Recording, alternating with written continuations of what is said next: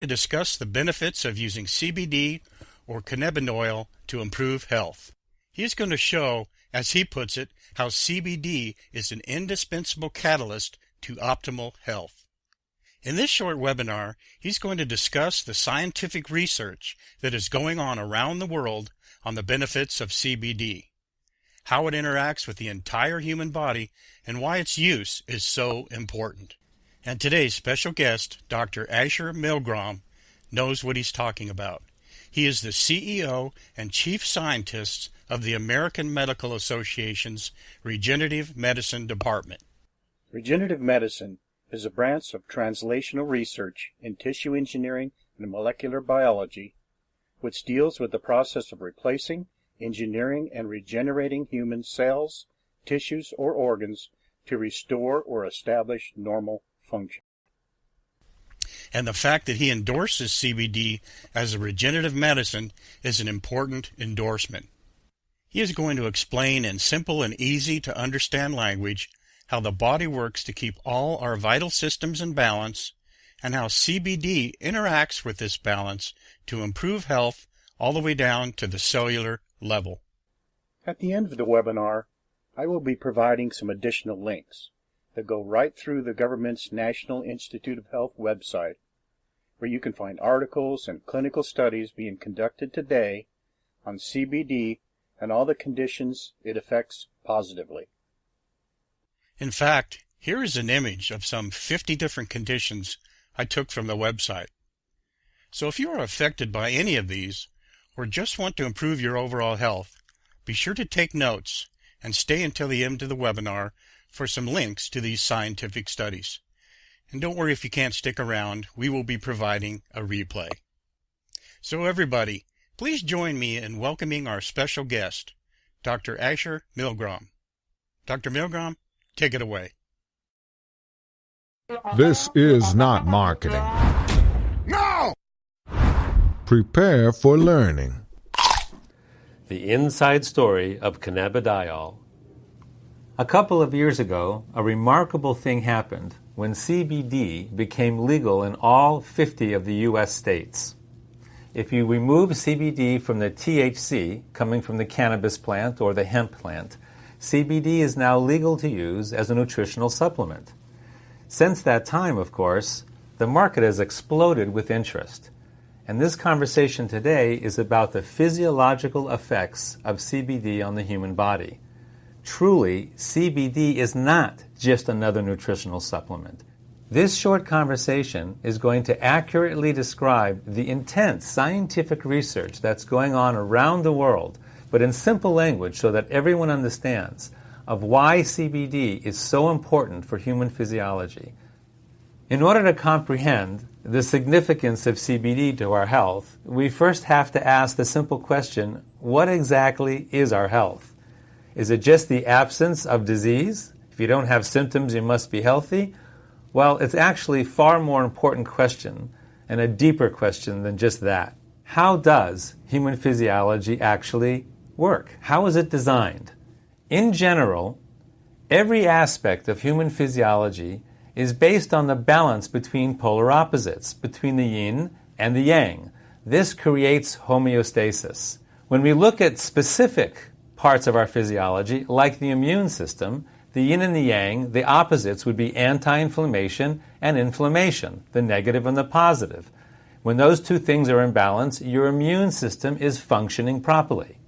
If we're talking about our nervous system, then we're talking about the forces of excitation and the forces of inhibition or relaxation. When we're talking about our endocrine system or our hormone system, we have the forces of breaking down tissue or the catabolic hormones, and we have the anabolic hormones which build up tissue. When those two forces are in balance, we have homeostasis of our endocrine or hormone system. If we're talking about oxidation, we have forces of antioxidation and forces of oxidation. Most people think that you have to just take buckets full of antioxidants all the time as if oxidation is bad. Not true. If you didn't have oxidation and the forces of oxidation in your bodies, you couldn't survive even 1 minute. Those two things have to be in balance. They have to be in homeostasis. All of our physiological systems have to be in this constant state of homeostasis, a dynamic balance. The stronger your physiology's ability to stay in homeostasis is, the more robust your capacity to be in homeostasis is, the healthier you are. Next question. What exactly is dynamic balance? This is kind of difficult to understand, and the best way is a model of a mobile. So here we go. We're looking at a mobile. You've probably played with this when you were a kid. Perhaps you even have some of these in your home right now. We have all of these horizontal elements with little strings hanging down from them, and we have these stars hanging at the bottom. In this particular model, the stars represent signaling molecules. If this is a model of your neurology, the stars that are hanging would be the neurotransmitters. If this was a mobile of your endocrine system, your hormone system, then the hanging stars would be hormones. And if this was your immune system, the hanging stars would be cytokines or lymphokines. These are the signaling molecules that make your immune system work. Now, what makes this a dynamic balance is, as you know, if you change anything in this mobile, it affects everything in this mobile. Let's say, for example, that the star down here at the bottom, that's now big and swollen and red, gets weighted down as if you took a paper clip or some weight and attached it to the mobile hanging in your home. That star is going to pull down and everything in the mobile is going to shift. You can't change any one element without affecting every element in a mobile. What's interesting, however, is that initially the mobile is going to go through these oscillations where things are bouncing up and down and shifting up and down until the oscillations slowly quiet and the mobile finds a new point of homeostasis, a new point of balance. Now everything is shifted in the mobile. The stars are all in different locations now, and many of the sticks are no longer horizontal. They're kind of twisted at one angle or another. But our physiologies are so smart that they will find a new point of balance. During the shifting and the oscillation is when you feel sick, when you have symptoms. But our body, our physiology will compensate, and the new balance will be found, and you can continue to function. Now let me explain how modern medicine with pharmaceutical drugs interacts with this system. Let's say you have another one of these stars, another one of these elements that goes a little bit haywire. This star over here on the left. So you're feeling lousy and you go to the doctor, and the doctor does some kind of test and decides, okay, we need to give you a drug. And so you take a drug, some kind of pharmaceutical drug, to deal with this one element over here on the left that's now gone somewhat haywire. And the drug is designed to clamp down on those symptoms.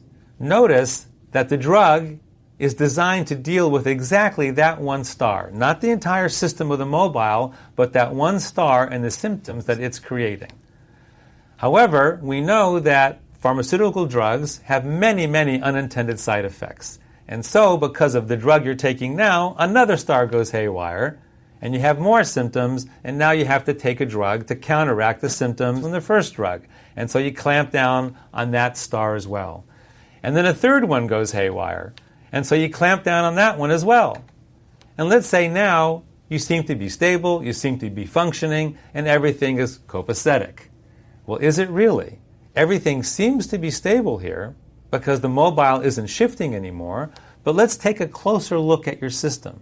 This is what's actually happening. You now have all sorts of artificial weights attached to your physiology, to your mobile. You can see that your physiology is under a lot of stress. The weight of all these different drugs and these overexpressed stars are pulling down heavily on this mobile, and you can see that some of those bars are now bent because they're under so much tension. One more little thing going wrong with your physiology. Perhaps it's something as simple as a cold or a little virus, or some kind of drug interaction that you didn't anticipate, and now something breaks. This system is under so much tension and so much stress that the oscillations would be huge, and you might find yourself in the ICU under life support. So, in a nutshell, pharmaceutical drugs work at the level of the symptoms, not the systems, which causes enormous strain on your human physiology. So I've showed you this in order to point out, to highlight the differences between how pharmaceutical drugs work at the level of the stars and how CBD works. CBD, instead of working at the level of the stars, works at the level of the system of balance, at the nexus of balance. That would be in these crystalline green orbs where the string attaches to the stick. That's where the system knows if it's in balance or out of balance. It can't tell what's happening at the level of the star, but it knows what's happening right there in that green crystalline orb where balance is maintained and established. So in the model that we are using, the mobile, to highlight how our physiology works, that's where CBD works. Now, in our actual physiology, where does CBD work? Let's take a closer look. Here we go. We're going to travel into our physiology, right into our central nervous system. And we're going to see at the level of individual cells that the cell surface is covered with these green receptors. These are receptors for CBD. And when the CBD binds to that receptor, it sends a message into the cell, which travels all the way down into the nucleus of the cell, where the intelligence of our entire physiology is contained within our chromosomes. So here a chromosome is going to unwind, and you're going to see the actual DNA that contains the codes for everything that our body does. This is like the software that runs our physiology. Genes are the codes for every protein that our bodies make, including all the signaling molecules that run our physiology, such as our neurotransmitters that run our nervous system, our hormones that run our endocrine system, and our cytokines that run our immune system. So imagine, for instance, that these are cells in your pancreas making insulin. This is happening in 1 million cells, let's say, all producing huge amounts of insulin to keep your blood sugars in proper balance. Again, your insulin is a hormone, which is a protein. So we see that throughout our physiology, we have receptors specifically designed to bind with CBD, and CBD has its effect on the nucleus of our cells where proteins are being made. So which proteins are being made from the influence of CBD? CBD modulates the transcriptions of over 1,100 genes that make the signaling molecules that naturally reduce inflammation in our central nervous system and throughout our immune system, restoring homeostasis to both our immune and to our central nervous systems. So as you can see on the left side of the slide, CBD upregulates the genes that create anti-inflammatory biochemicals for our immune system and upregulates the GABA system in our central nervous system, which brings calmness to our central nervous system. And on the right side of the slide, we can see that CBD downregulates the genes that create the inflammatory biochemicals in our immune system and also downregulates the glutamate system in our central nervous system, which causes overexcitation. So now, let's go back to the model of our physiology and see how CBD affects it. We go back to our one star that's out of whack, and now we introduce CBD, and voila! We see a cascade going through all the points of balance in our system, and the mobile comes back to homeostasis, to its original, stable, beautiful balance.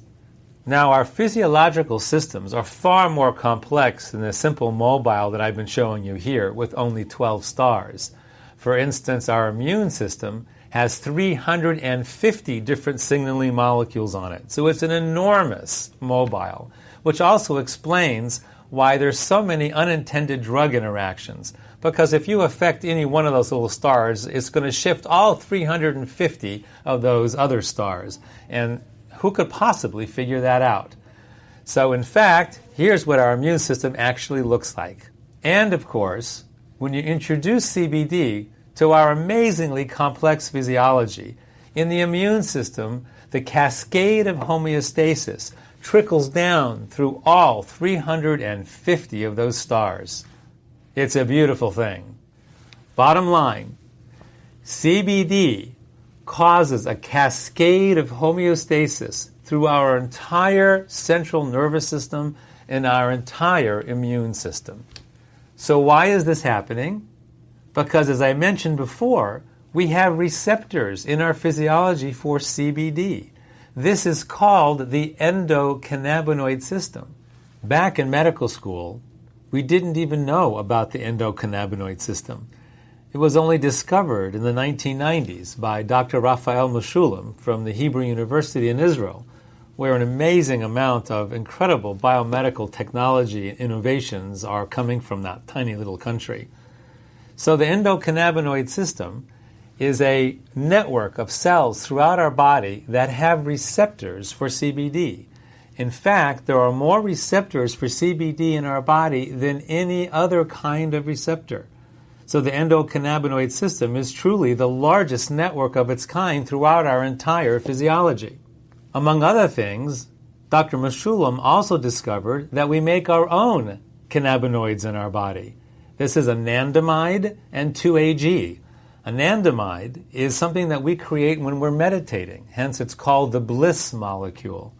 And 2-AG, as well as anandamide, are released in mother's milk when a child is breastfeeding. So no wonder that child is so calm and happy when they're breastfeeding. Those two compounds are also associated with a runner's high. You know, that point when you're running and suddenly you're in bliss, you kind of break through the wall and now you just feel wonderful. Those two are the natural cannabinoids that our own bodies make and bind to our CBD receptors. So here we have our CBD receptors in our central nervous system and in our cardiovascular system, where immune cells are constantly circulating. Of course, in our bone marrow, where the cells are actually manufactured. And, of course, in our immune organs. Our major immune organs are the intestines, the spleen, and the bladder. And last but not least, the lymph system. So our bodies are filled with CBD receptors. So what? Now you know the story. Why is this important? Why does this matter? Why is this important to you or me? Or if you're interested in the business of distributing CBD, why is this important to humanity? If you live in urban America or urban anywhere in the world, you are inflamed. Your central nervous system is inflamed, as well as your immune system is inflamed. And nobody is exempt, because our physiological systems are under assault. Assault from environmental toxins such as herbicides, insecticides, and heavy metals, chronic biological infections such as bacteria, viruses, fungus, and molds, and last but not least, our inflammatory diets, which are very poor, usually way too much sugar, which causes leaky gut, an inflamed gut that allows certain bacterial infestations to occur that gets into our blood, into our systems. So, what kind of symptoms, what kind of stress do all these things cause to us? If your immune system is inflamed, you might be suffering from autoimmune diseases like rheumatoid arthritis, inflamed bowel disease, lupus and thyroid, or fibromyalgia, or even MS, and your skin, psoriasis and eczema, and all sorts of other chronic infections. Do you realize many of these things didn't even exist 100 or 150 years ago? Incidence of these kind of diseases is growing throughout the last century because of the environmental load of toxins that we are now absorbing into our systems. Now let's take a look at your central nervous system. If it is inflamed, what kind of things might you be suffering from? Brain fog, migraines, epilepsy, anxiety and PTSD, ADD, ADHD, autism, and insomnia. Again, 100 or 150 years ago, these kind of symptoms, these kind of diseases were really rare. And over the last 150 years, because of the insult, the ongoing insult to our systems, these kind of things are more and more prevalent with every single year. So, if you are suffering from any of these conditions, any of these symptoms, CBD might provide you with tremendous healing, tremendous relief, right through your own natural endocannabinoid system that brings homeostasis, both to your immune system and to your central nervous system. So in conclusion, what have we learned from this conversation? That health is achieved through physiological homeostasis, right through our natural endocannabinoid systems. And therefore, CBD is an indispensable catalyst for optimal health. Well, thank you, Dr. Milgrom. That was some very useful and eye-opening information. Now, for those of you who may be interested in using CBD to improve your health, I wanted to give you some additional information on how to use it by answering some common questions. What are the recommended milligrams I should choose? People with a mild condition or just looking to improve health should start with 100 to 300 milligrams. People with more severe or chronic conditions typically purchase the 300 to 600 milligrams. How do I take CBD? CBD oil is intended to be used sublingually. Simply take the oil and place it under your tongue for 30 to 60 seconds before swallowing. Do this twice a day. So what is the recommended dosage?